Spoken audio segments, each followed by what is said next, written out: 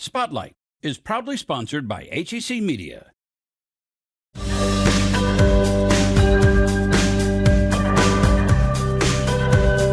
Today on Spotlight, a site where political adversaries challenged each other to duels. Why the most important one was the one that was never fought.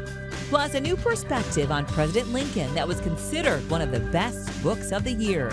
And then, WashU researchers create an indoor air monitor used to detect viruses in real time. But first, inside a one-of-a-kind museum where you can climb on almost anything.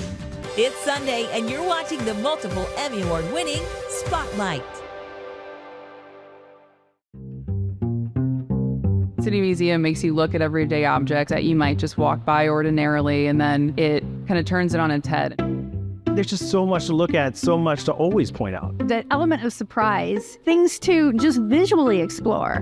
It's just found objects put together really, really cool. We have walls made out of soda bottles. I'll see something and I'll say, how long has that been here? We've got walls made out of the cafeteria pans. Sometimes it's 20 years, sometimes it went in yesterday. We also have walls made out of printing plates. You can never see everything. 25 years and I haven't seen everything. And that's because there's always something new. I usually start with talking about the building itself. So it was part of the International Shoe Company. It was sort of this perfect storm in 93 when Bob and Gail bought the building that a lot of places were being torn down in St. Louis.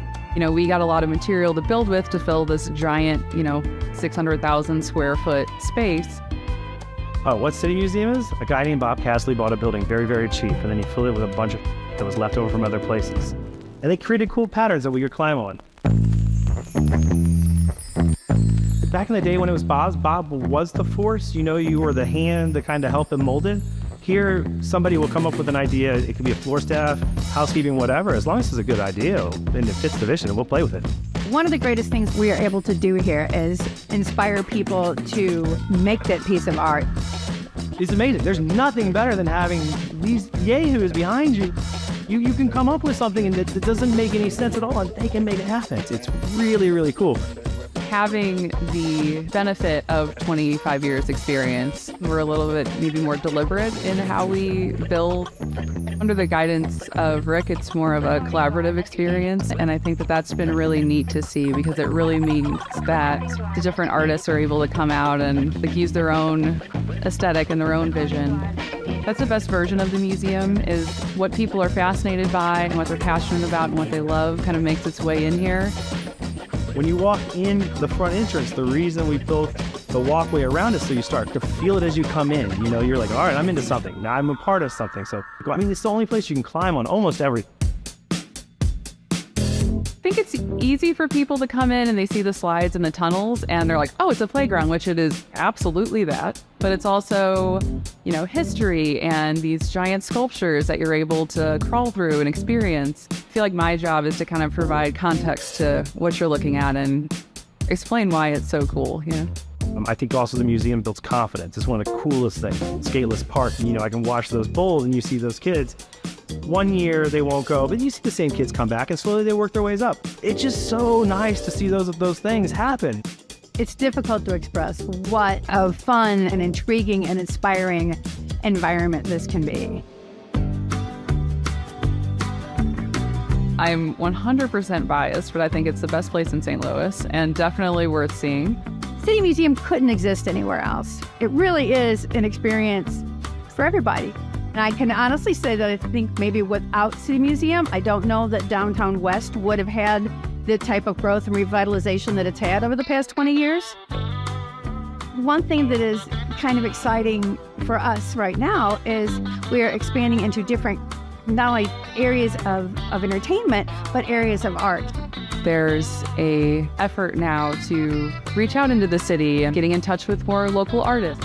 Since we hit 25 years, we're hitting that second generation of artists. So the people that grew up here, a lot of them are the ones that are doing the work. That's one of the best things about the museum, and one of the things that's really important is that we're always building and we're always changing. HEC Media, supporting and promoting the arts. Check out our features and shows on theater, dance, music, the visual arts, and more. Find this and all our award-winning content at hecmedia.org. History Spotlight, brought to you by HEC Media and the Missouri Historical Society. Hello, I'm Dr. Jody Sowell, president of the Missouri Historical Society in St. Louis, and this is History Spotlight. Bloody Island has a special place in St. Louis history as a site where political adversaries could challenge each other to duels. Public historian Amanda Clark explains how the most important duel was the one that wasn't even fought. So sometimes telling a good story and telling good history are at odds, and for journalists and historians, it can be pretty tempting to embellish a little bit here, drop a detail or two there, and events that get this treatment become a jumble of truth and fiction. Minor moments take on mythical proportions, and major details are left to be rediscovered by later generations. In St. Louis history, a great example of this involves an 1842 duel involving future U.S. President Abraham Lincoln. It could be called the most famous duel that never happened. It is true that Lincoln was challenged to a duel. The young politician had publicly shamed a rival, Illinois State Auditor James Shields. He wrote a series of newspaper letters signed under the pen name of Rebecca.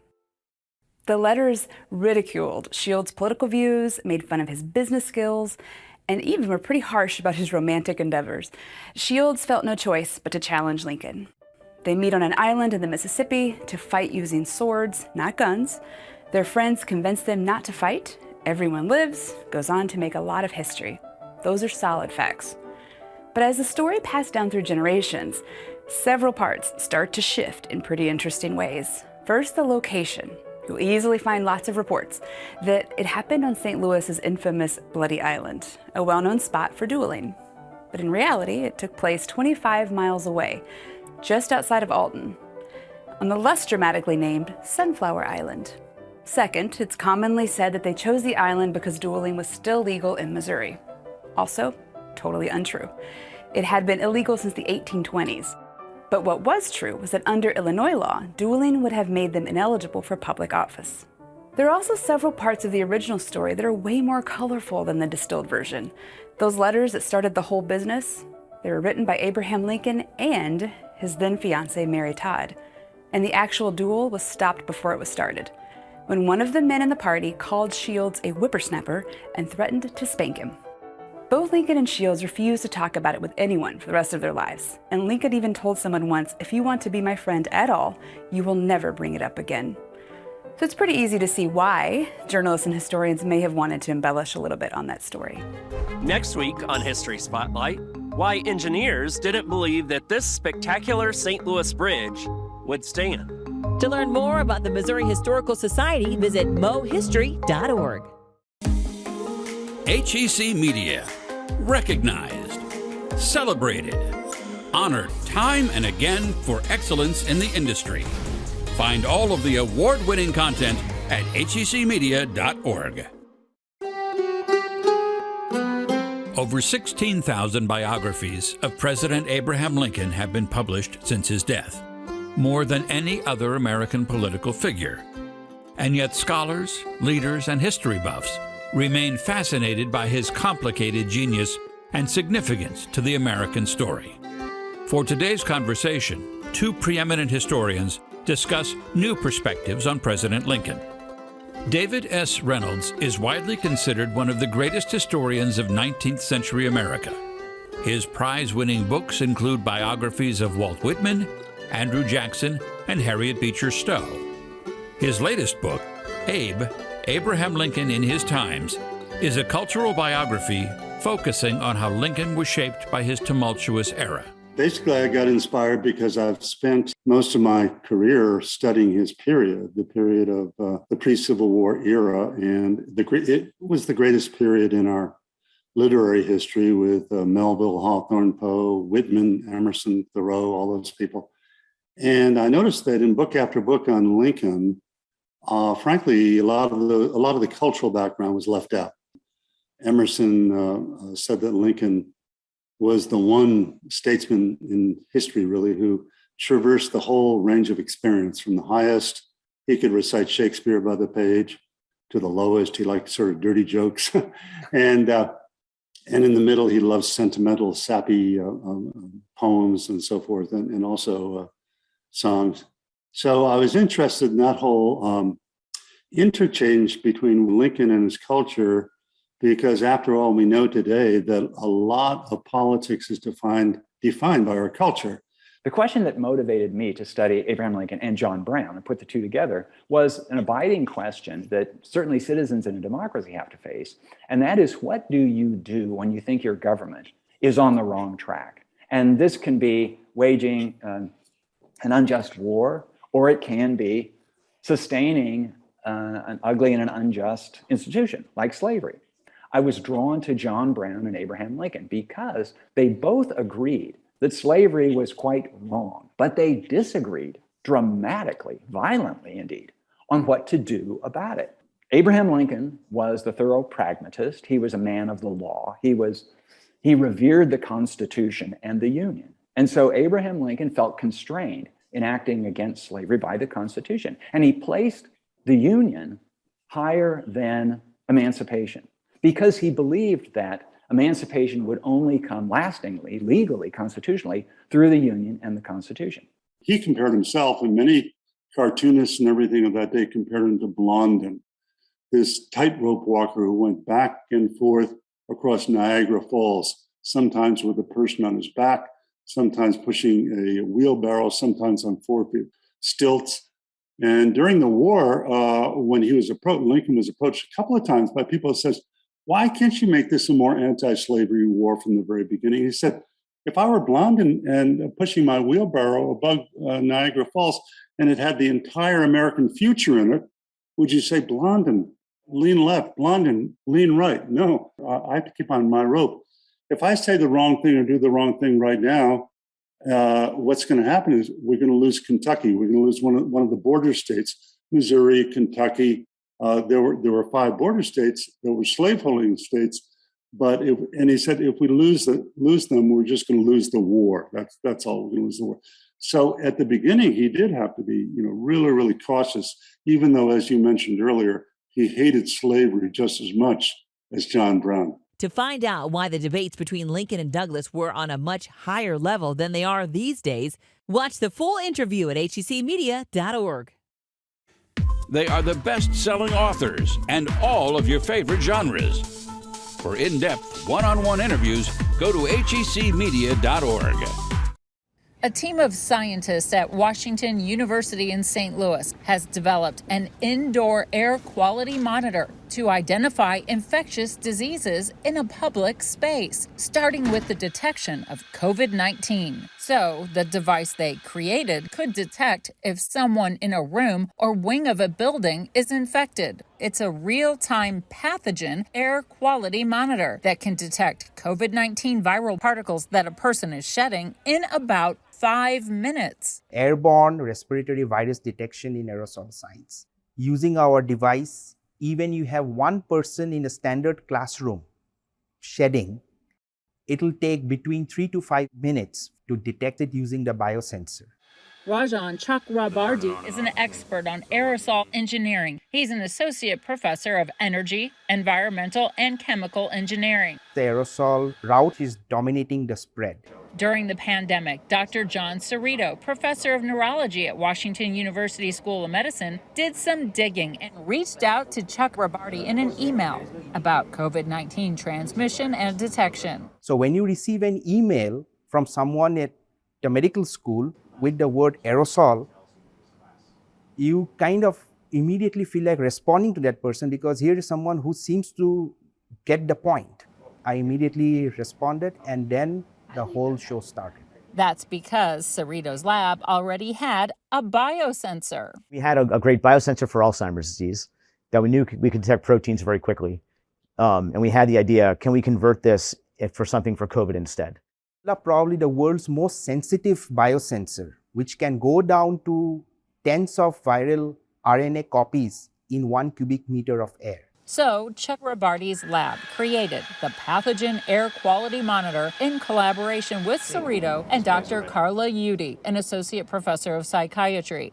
It's already been tested in indoor spaces. The results are looking really positive. We can detect down to the tens of viral particles in a sample. We can sample indoor space every 5 minutes and then read that every 5 minutes on our biosensor to see whether virus is present or not. The biosensor is an adaptation of an Alzheimer's disease-related technology that Cerrito and Udi developed a decade ago. Transferring what we knew about creating electrochemical biosensors for Alzheimer's disease to make it specific to COVID. So from the aerosol side, the challenge was how do we facilitate the collection of the air and simultaneous detection in a liquid medium, which is what the biosensor is used for detection. We were able to come up with a device, a sampling technique, which can pull in air at such a high flow rate and simultaneously trap all the particles with such high efficiency that was an innovation in itself. The biosensor is integrated into an air sampler that operates based on wet cyclone technology. The wet cyclone sampler has an automated pump that collects the fluid and sends it to the biosensor for seamless detection of the virus using electrochemistry. So it's essentially a phase change which takes place from air to a liquid medium, a real-time detection device for COVID in air.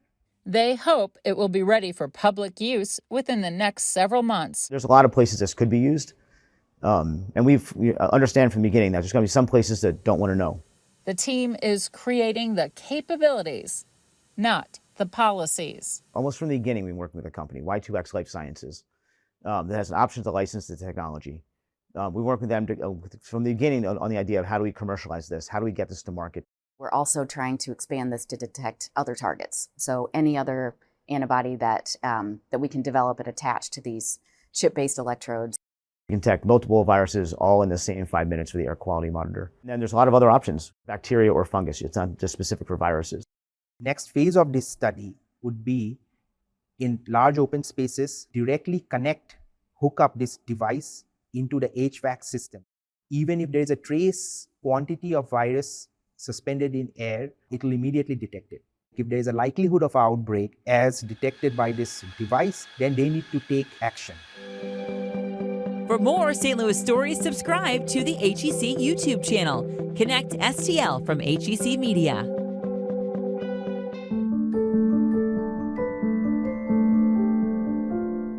Well, Elizabeth Keckley was an enslaved woman who lived in St. Louis in the late 1840s. She is known in history as a dressmaker to both Verena Howell Davis, who was Jefferson Davis's wife, president of the Confederacy, and then she became dressmaker to Mary Todd Lincoln during the Lincoln administration. So she was a very well-respected dressmaker in her lifetime. Of course, she was known as a modiste, that she designed and made clothes. And if she were alive today, she would have been a couture designer. That's just how skillful she was. She was born into slavery, of course. She endured many hardships as she was growing up, and including all manner of abuse. Growing up as an enslaved woman, she was expected to mend things and produce clothing. She had a natural talent for it. And beyond that, she was also educated in she could read and write, which was something that was forbidden by law for African Americans. So she was lucky in that aspect as well. She was educated and she had this natural skill. And so when her original owner died, Armistead Burwell, he left Elizabeth and her mother to his daughter. Her daughter had married a man by the name of Hugh Garland. Hugh Garland was an attorney from Virginia. He was not a particularly successful attorney. Even according to Keckley in her own autobiography, talks about how he was not very good at business, not very good taking care of himself and his family financially. So he decided he was going to come to St. Louis. A lot of people were moving west looking for their fortunes. When he's in St. Louis and he is in dire straits financially, he decides that probably the best way for him to make some extra income is to rent out his slaves. Elizabeth goes to Hugh Garland and she proposes that she use her dressmaking skills as a means of support for his family. And she said that for about over 2 years, she had to support 17 people. And her business really kind of took off. Her services were much in demand. She developed a very affluent clientele. She describes it, the best ladies of St. Louis used her services. Elizabeth had the opportunity to buy herself out of slavery, to purchase her way out. This happens in 1855. She becomes a free person of color. She decided to go to D.C., and that's when her career really took off. She started making gowns. Of course, she was going to always have to cater to rather well-to-do women. She made gowns for Robert E. Lee. She actually worked for Jefferson Davis and his wife. She had quite a reputation. She got introduced to, of course, Mary Todd Lincoln, and of course that's where her career was really cemented there. She and Mary Todd became close. There was a certain amount of trust between them. Mary Todd Lincoln was also known to be a very difficult personality. I think because some historians say, well, she violated the conventions of the time and talking about these personal relationships that was unseemly. As compared to now, of course, well, we see this as an incredible primary resource, as a first-hand account of a person who was there in the room with the Lincolns, someone who had endured the horrors of slavery and who had managed to overcome this through incredible means and skill and talent.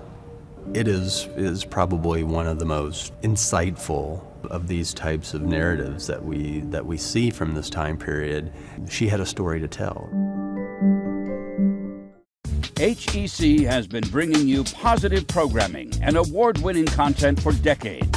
Arts, education, culture, in-depth discussions, films, and more.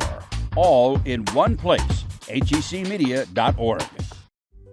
My name is Eric Draper. I'm currently a freelance photographer.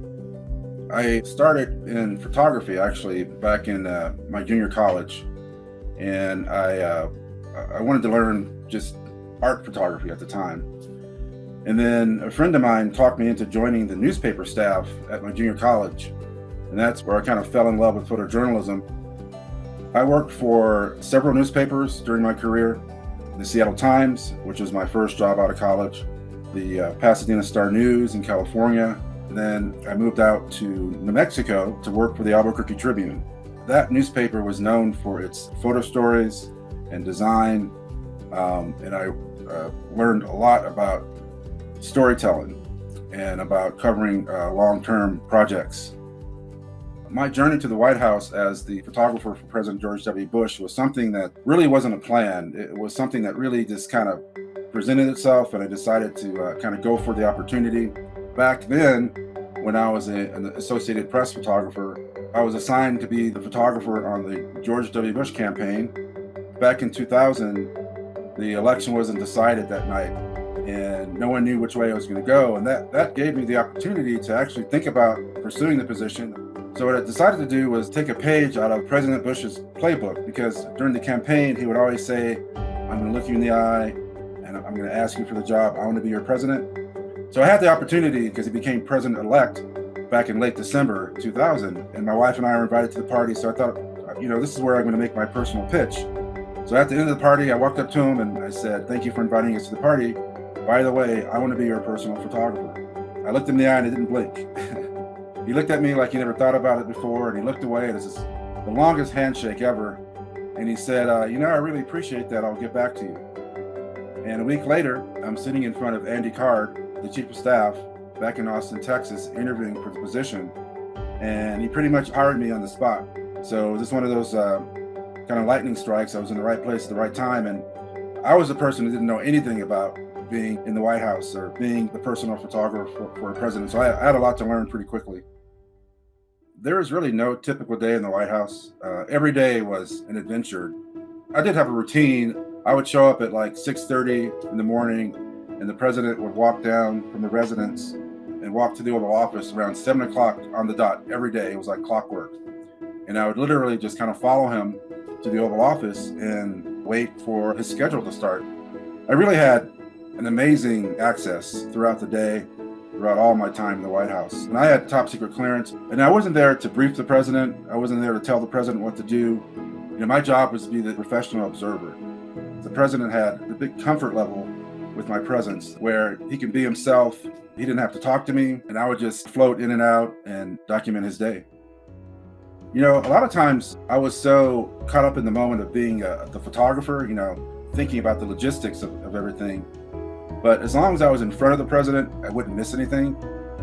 And at that moment, you might remember the president stood on the rubble at Ground Zero in New York City. I knew that was a huge moment just because of the emotion of the moment. Minutes before, the president had waded through all the firefighters. He was shaking hands, hugging them, he was crying with them, and they really wanted the president to do something. And when the president stood on the rubble, he had the bullhorn in hand, and the firefighter in the background was screaming, "I can't hear you, I can't hear you." And the president really delivered when he said, "I can hear you, the world hears you, and the people who knock these buildings down will hear from all of us soon." And all of the firefighters erupted in cheer, USA, USA. And the hair on my neck stood up. It was such a powerful moment that he really lifted the spirits of those firefighters that day. I had the opportunity to document the president as commander-in-chief, of course, but also as a father, as a husband, as a son, and as a dog owner. In those moments, documenting the president's humanity for me was fun, just to show people that, hey, he's just like us. And he was all about friends, family, and faith. And those are the things that I tried to tell that story throughout the 8 years. Anyone, including the President of the United States or any celebrity, is a human. And they all have their gifts of what brought them to their celebrity or whatever position they're in. And that's what I had the opportunity to do with President George W. Bush, to show his humanity, to show, even though he was the leader of the free world, in a lot of ways he was just like us. To me, it is important to document human stories, including the presidency, because the people that are deciding on world events, people should know what they're all about. People should understand where they're coming from, and it's important to show those stories. It was a goal for me to capture those human moments because they were storytelling. And that's kind of how I saw the whole presidency, was a story from the beginning to the end. And it's very unique to be able to cover a story that long and that intimately. So it's really an amazing, unique experience. Next week, a free art exhibit featuring hand-woven cloth from Nigeria, the technique that's been around for centuries. Plus, hugging and petting your cat has been known to lower your blood pressure. Thanks for watching Spotlight. Join us next Sunday at 9:30 a.m. on KPLR 11.